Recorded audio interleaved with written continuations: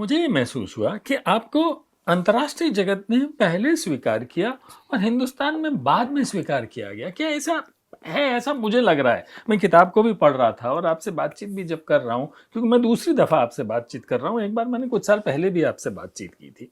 तो मुझे लगता है कि आपका जो काम है, आपने जो अपनी ज़िंदगी इसमें खपाई, उसका एहसास विदेशियों को पहले हुआ, हिंदुस्तानियों को बाद में हुआ, नहीं नहीं, ऐसा या नहीं है। इसकी अहमियत कम समझी गई यहाँ?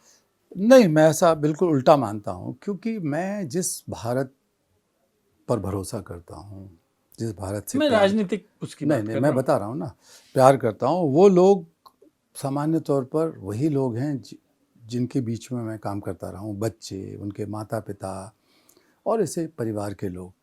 तो कई बार मैं देखता था कि जिन बच्चों के पुनर्वास की लड़ाई हम लड़ रहे थे, या परिवारों की, उनके घर में लोग, मैं देख के हैरान हो जाता था कि वो एक तरफ भगवान की मूर्ति रखी है, हनुमान जी का लगा है फ़ोटो, और बगल में मेरा फ़ोटो लगा है।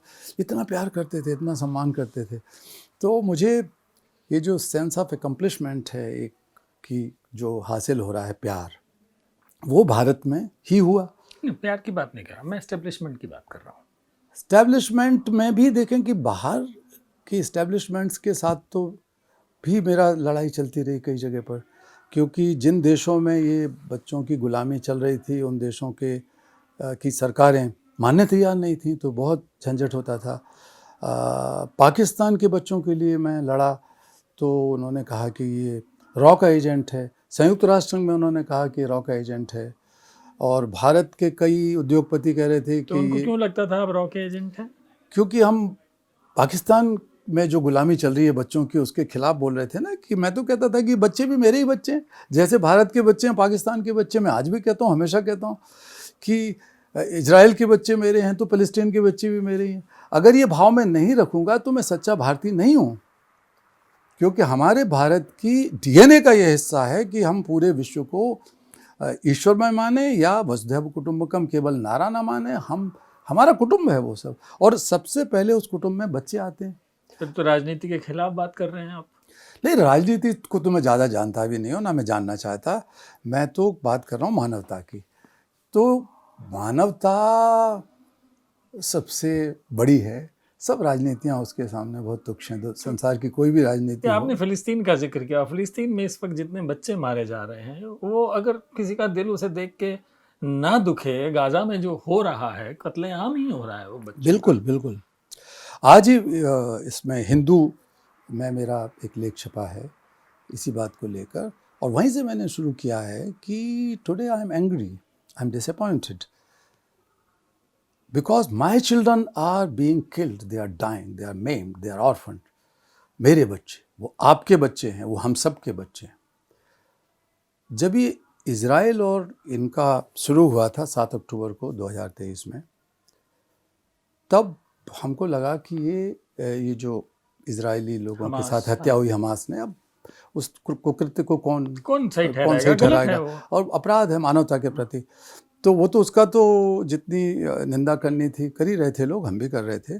लेकिन मुझे और मेरे जैसे कुछ लोगों को ये लगने लगा था कि इसका जो रिटेलिएशन है, इसकी प्रतिक्रिया बहुत क्रूर और गंभीर होने वाली है। इस पर हमें कुछ करना चाहिए। तो हमने बात किया, मैंने बात किया एक नोबेल लॉरिएट मित्र से, जो कि इजरायली मूल के थे, यहूदी थे। मित्र क्या हैं, काफ़ी बूढ़े हैं वो, मेरे से 20 साल बड़े होंगे या 18 साल। वो बहुत नाराज़ हुए मेरे से।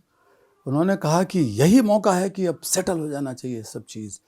This is the time to settle this course of history. तो तुमसे तो हमें अपेक्षा नहीं थी कैलाश, तुम तो समझदार आदमी लगते थे, तुम तो बड़े बेकार वो निकले। मैंने कहा कोई बात नहीं। तो मैं इन सबको इसलिए बात कर रहा था। मैंने फिर अपनी एक बहन से बात की, यमन की हैं वो, मुस्लिम हैं। तो वो बहुत रोने लगी। तो मैंने कहा देखो, ये इजरायली बच्चे जो मारे गए हैं या पकड़े गए हैं, भले ही कोई भी संख्या हो, ये भी तो हमारे बच्चे हैं। तो हमें ऐसी बात उठानी चाहिए कि ये सब बच्चे, इजराइल के भी और फ़लस्तीन के भी, हमारे हैं। और फ़लस्तीन के बच्चे ज़्यादा मारे जाएंगे अब थोड़े दिन में, हफ्ते 10 दिन में।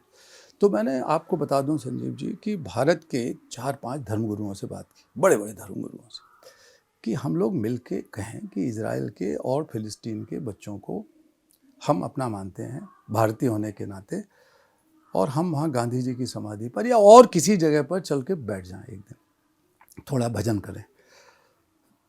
तो मुस्लिम धर्मगुरु, हिंदू धर्मगुरु, ईसाई धर्मगुरु, जैन धर्मगुरु, इनसे बात की, और 4 अलग अलग लोगों से जिनसे मेरा परिचय था। एक भी तैयार नहीं हुआ, क्योंकि भारत तो पहले से इजराइल का समर्थन कर चुका था, तो कोई तैयार नहीं हुआ। मैंने कहा अब चलो अंतर्राष्ट्रीय करते हैं। तो मैंने एक चिट्ठी लिखी, तब तक एक 20-25 दिन या महीना भर गुजर गया था। उस महीने में तो इतना नरसंहार शुरू हो गया। तो हमने एक चिट्ठी लिखी सारे नोबेल लॉरिएट्स को, हर डिसिप्लिन के, मुझे जानते नहीं जानते इससे कोई फ़र्क नहीं। तो 103 नोबेल लॉरिएट्स ने मेरी चिट्ठी का जवाब दिया और कहा मैं तुम्हारे साथ हूँ। एक ऐसा कभी नहीं हुआ कि 100 से अधिक नोबेल पुरस्कार विजेता एक कॉल पर एक साथ आ गए हों, और वो भी गाज़ा और इज़राइल के बच्चों को लेकर। और वो एक जॉइंट लेटर बना, वो हर एक राष्ट्राध्यक्ष को हमने भेजा। तो हम सोच रहे थे कि कुछ ठीक होगा, लेकिन कुछ ठीक नहीं हुआ। मानवता के इतिहास में इससे बड़ा कत्लेआम नहीं हो सकता बच्चों का। बहुत दुर्भाग्यजनक बात है, और हम सबको इस पे कुछ करना चाहिए, बोलना तो चाहिए ही कम से कम, और कुछ कर ना सकें।